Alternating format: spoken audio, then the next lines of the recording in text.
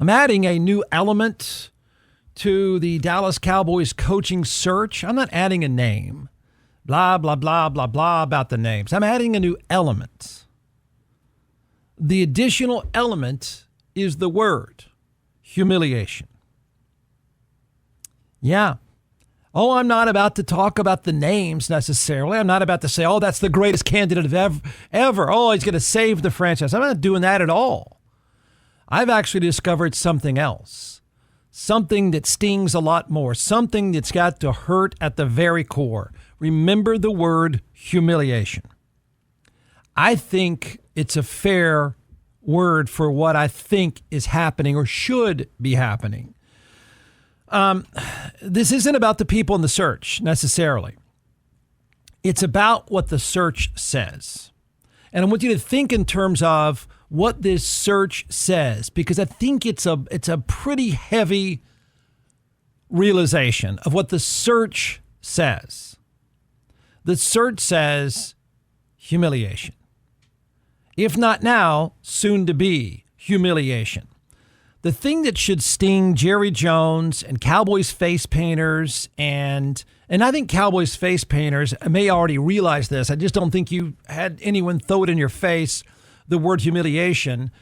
But it should sting Jerry Jones the most and the Cowboys organization the most. And surely it's starting to sink in. Humiliation.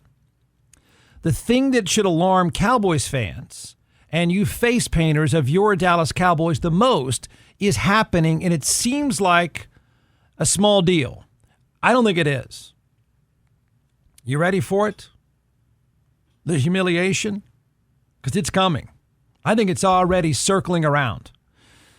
Coaching the hapless, rudderless, directionless, meaningless New Orleans Saints is a better job than coaching the Dallas Cowboys. There. Humiliated yet? Oh, I'm not done. I'm not done. How would we arrive at that? I know it's tough to arrive at that because people, most of us, myself included, get stuck in the mid-90s, 80s, and 70s. We're stuck on this notion that the franchise really matters. I know it's worth a lot. That's because you taxpayers built them a stadium. You did it. But the humiliation is starting to set in. Think about it.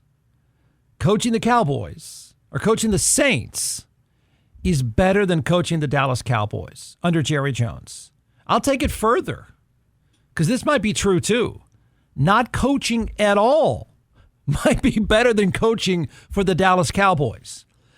SI.com has a story today, and all the stories are about the names, and it might be this guy, and well, that assistant coach, and that play caller. I told you before, it's nothing but offensive coders 2.0.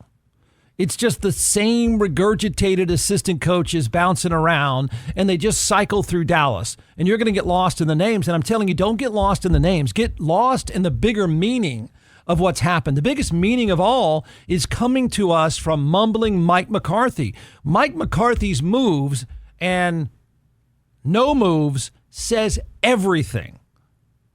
And man, it's got to hurt Jerry Jones. I know he might be a narcissist. I know he's Kardashian-like, but at some point, man, that entire building has to say, oh my gosh, people would rather coach the Saints than us? Ouch. SI.com reports as the Dallas Cowboys conduct their search for a new head coach, their recently departed coach, Mike McCarthy, appears to be gaining traction elsewhere. Yahoo Sports' Corey Woodruff, who analyzed the league's 5 remaining coaching vacancies, predicts that McCarthy will land the New Orleans Saints head coaching job. Now, how would I say humiliation? How would I arrive at that? You do know he was offered the Dallas job, and he said no. He wants this one or that one or anyone. The guy will work at Dairy Queen before he'll coach the Cowboys, apparently.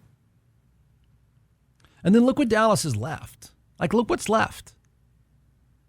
New Orleans is working to schedule an interview with McCarthy. I don't even know what that's about. Woodruff, who writes for Yahoo Sports, says McCarthy should land another head coaching job in this cycle. And if New Orleans might be his best option, there you go.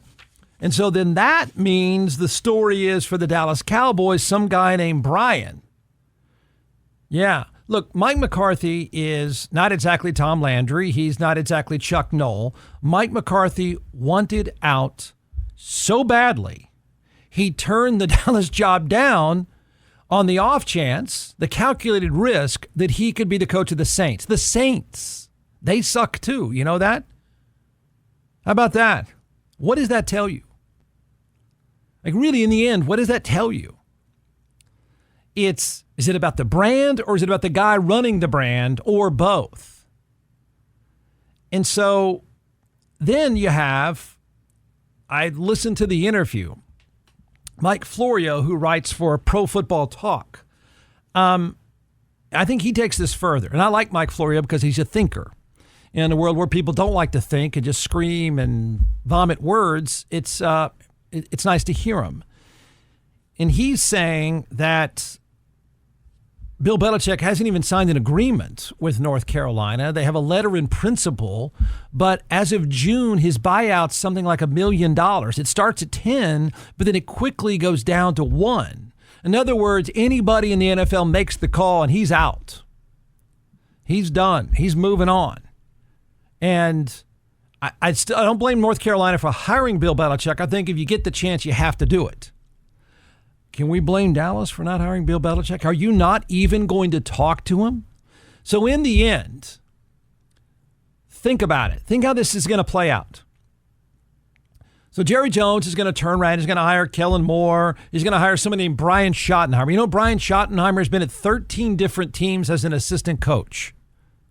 An assistant coach. He's never been a head coach. Now, how in the world could you be at 13 different teams, none of which would ever say you ought to be the head coach? But in Dallas, when everybody says no, you end up with Brian Schottenheimer. I know Jerry Jones is going to sell this as if he just brought back Don Shula. So let it sink in. I mean, how humiliating is it that Mike McCarthy, mumbling Mike, said, man, no thanks. I'm out. But buddy, fathead, you don't have a job. Okay, I'll take my chances, but I'm not coaching here anymore. No way, man.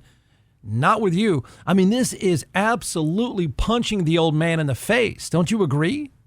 This isn't about the next obscure assistant coach name. This isn't about trying to sell the assistant coach's name. This is about who won't take the job and how you can't even get the guy that was there to stay there. And he'd rather go to the Saints than work with you. And then we get this next level. So, all right, so take mumbling Mike out of the equation and tell me I'm wrong about the word humiliation. Tell me it's not humiliating. But if Bill Belichick, if what's reported is true, and Bill Belichick has a $1 million buyout or whatever, it didn't have to get to that, right? I mean, you could have hired Bill Belichick a long time ago instead of him being the coach at North Carolina. But let's factor this in. You would hire a guy who's been an assistant coach at 13 different places, or you would hire the young guy who's with the Eagles right now. You wouldn't hire Bill Belichick, who has pretty much put a sign up, hire me, please. Right? The guy all but he looks like he's under a bridge with a cardboard box permanently, but he really does have a cardboard box sign saying, hire me. And the owner of the Cowboys, who's now been told no by mumbling Mike, won't reach out, won't hire. He'd rather have Brian Schottenheimer or Kellen Moore than Pete Carroll or Bill Belichick. Is that right? Is that how we're supposed to add this one up? I don't even know what Brian Schottenheimer does, and neither do you. I'm not even sure the boss knows what he does. You'd rather have him than Bill Belichick or Pete Carroll. Is that right? Then the next question is, if the answer is, well, yes, Jeff, that's pretty obvious. The old man didn't exactly call Bill Belichick unless Belichick turned him down too. Jeff, he didn't call Pete Carroll unless Pete Carroll turned him down too. But we would have heard about that. So you wouldn't even after you've been told no by Mike McCarthy, you wouldn't even offer the job to either of the guys that will go in the Hall of Fame. You will not hire a Hall of Fame coach. You're going to pick the dude named Brian who's been at 13 different places. That's where this ends up. Like I said, tell me that's not humiliating. Tell me that does not tell you either you're that bad of a boss or the job's really not that good. And it might be both. It might even be more so that Jones is that bad of a boss than it is they're not that good, because they're not bad. When they have their three most important players healthy, they have them on the field, Dallas is pretty good.